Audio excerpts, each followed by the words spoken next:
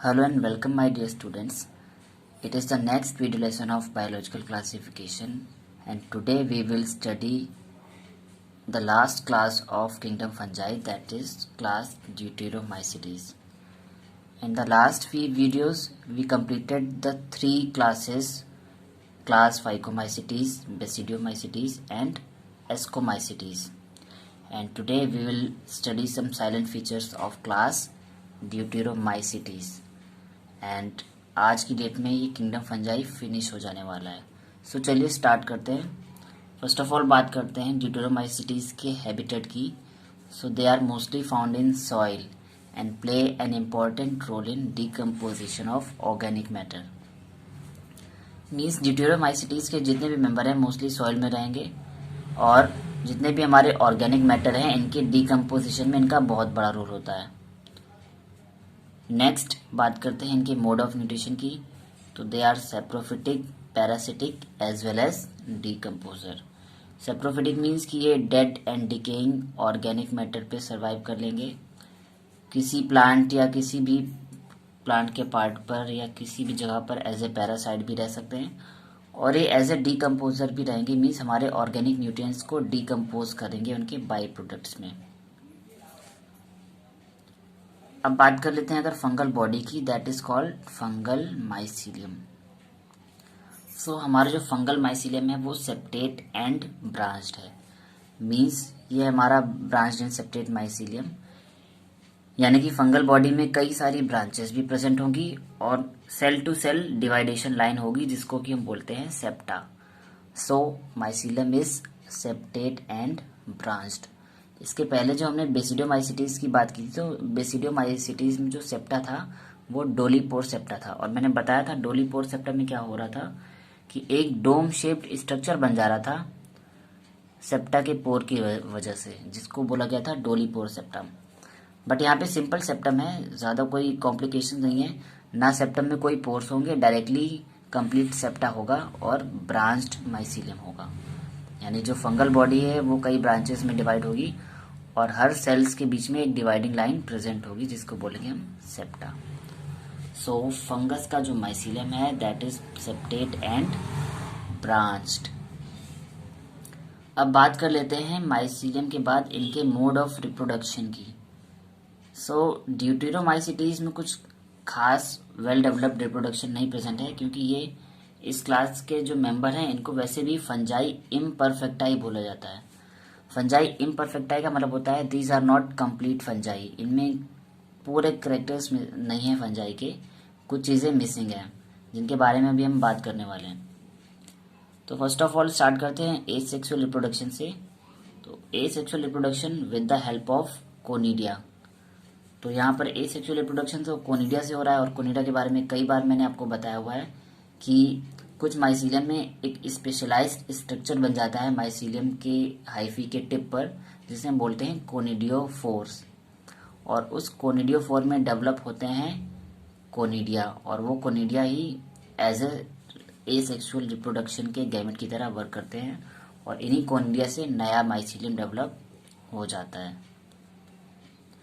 अब बात करें अगर सेक्सुअल रिप्रोडक्शन की, तो सेक्सुअल रिप्रोडक्शन तो यहाँ पर अब्सेंट ही है और अब्सेंट होने की वजह से इनको बोला गया है fungi imperfecti.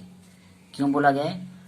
Perfect stage of sexual reproduction is absent in this class, so called fungi imperfecti. Means अगर इनके जितने भी मेंबर्स हमने फाउंड किए हैं उनमें हमको सेक्सुअल रिप्रोडक्शन की परफेक्ट स्टेज तो देखने को मिली ही नहीं है कि हम डिफाइन कर सकें कि भाई यहाँ पे एस्कोस्पोर बनेंगे या बेसिडियोस्पोर बनेंगे या क्या किस टाइप के स्पोर बनेंगे। सो बेसिकली बोला जा सकता है कि अब्सेंट नहीं कह सकते बट हम ये बोल सकते हैं कि परफेक्ट सेक्सुअल रिप्रोडक्शन यहाँ पर अभी तक मिला नहीं है, या तो मिला नहीं या तो हमें ऐसी स्पीशीज हमने डिस्कवर्ड ही नहीं की हैं जिनमें कि कंप्लीट सेक्सुअल रिप्रोडक्शन प्रेजेंट हो। और अगर ड्यूटेरोमाइसिटीज क्लास के कुछ मेंबर्स में हमको सेक्सुअल रिप्रोडक्शन मिल भी गया है तो उस सेक्सुअल रिप्रोडक्शन के बिहाफ पे उनको यहाँ से शिफ्ट करके वापस भेज दिया गया है क्लास एस्कोमाइसिटीज और बेसिडियोमाइसिटीज में। कैसे भेज दीजिए समझ लीजिए। When the sexual forms of these fungi were discovered, they were moved into class they rightly belonged to, Ascomycetes either और Basidiomycetes. मीन्स वैसे तो यहाँ पर कंप्लीट सेक्सुअल स्टेज पाई ही नहीं गई है, अगर बाय द वे मिल भी गई हमें स्टेज, तो सिंपली क्या हुआ है कि वो स्टेज हमको मैच करती हुई मिली हैं क्लास एस्कोमाइसिटीज और क्लास बेसिडियोमाइसिटीज से. मीन्स अगर कंप्लीट साइकिल मिल गई है तो हो सकता है कि उनमें मे भी कुछ ऐसी कंडीशन रही हो कि वहाँ पे एस्कोस्पोर्स बन रहे होंगे, और अगर एस्कोस्पोर्स बनने वाली सेक्सुअल रिप्रोडक्शन हमको मिली तो हमने उस फंजाई को ड्यूटेरोमाइसिटीज से उठाकर शिफ्ट कर दिया होगा क्लास एस्कोमाइसिटीज में. सेम एज अगर सेक्सुअल रिप्रोडक्शन की कंप्लीट साइकिल हमको बेसिडियोस्पोर्स वाली कंडीशन की मिली होगी तो उस कंडीशन में हमने क्या किया होगा कि भाई उसको उठाकर बेसिडियोमाइसिटीज की कैटेगरी में डाल दिया होगा. तो इस तरह से पहली कंडीशन तो ये कि यहाँ पर कंप्लीट सेक्सुअल साइकिल प्रेजेंट नहीं है, और अगर प्रेजेंट है तो वो किस टाइप की प्रेजेंट है, जैसे कि एस्कोमाइसिटीज में एस्कोस्पोर्स बन रहे थे और गैमेटेंजियल कांटेक्ट हो रहा था, तो अगर इस टाइप का रिप्रोडक्शन मिल रहा था तो ये शिफ्ट होकर चले जाएंगे एस्कोमाइसिटीज में.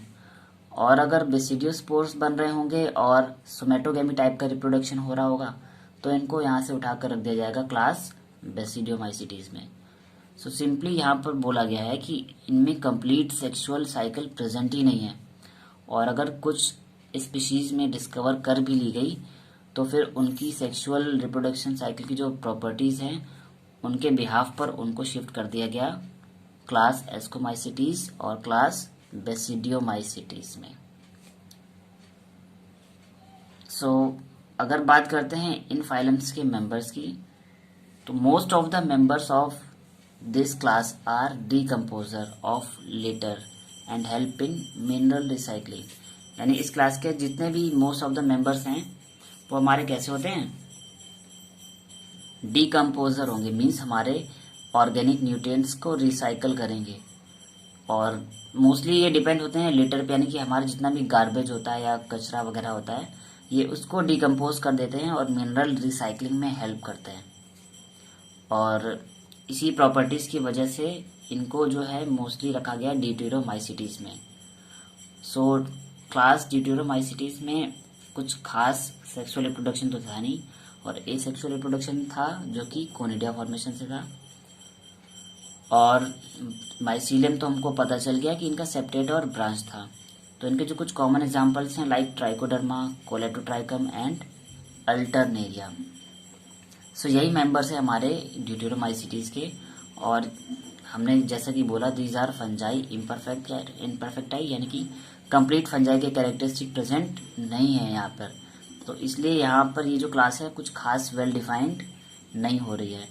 बट अगर कुछ बेसिस ये भी रखे गए हैं कि जिन फंजाई में केवल ए सेक्सुअल रिप्रोडक्शन ही प्रेजेंट है तो उनको भी ड्यूटेरोमाइसिटीज के मेंबर में डाल दिया गया है, और उनको एस्कोमाइसिटीज और बेसिडियोमाइसिटीज में नहीं रखा गया है. बट अगर उनके वेल डिफाइंड सेक्सुअल साइकिल हमको मिल जाती है तो उनको उठाकर रख दिया जाता है एस्कोमाइसिटीज और बेसिडियोमाइसिटीज में.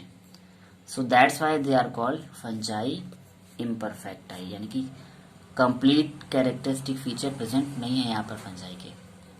सो आई होप कि आपको लास्ट क्लास जो कि है ड्यूटेरोमाइसिटीज क्लियर हो गया होगा. एंड स्टूडेंट, अगर आपको ये वीडियो समझ आया है तो प्लीज़ इसे लाइक कीजिए और सभी स्टडी रिलेटेड ग्रुप्स में शेयर कीजिए. और बायोलॉजिकल क्लासिफिकेशन के टॉपिक के लिए मैंने पूरा का पूरा एक प्लेलिस्ट बना रखा है चैनल पर. तो अगर आपने इस बायोलॉजिकल क्लासिफिकेशन के एक भी वीडियो को मिस कर रखा है तो आप वो वीडियोस को जाकर प्लेलिस्ट में सर्च कर लेंगे. बायोलॉजिकल क्लासिफिकेशन नाम से फोल्डर है, और उस फोल्डर में आपको सारे के सारे वीडियोस कंटिन्यूसली मिलते चले जाएंगे.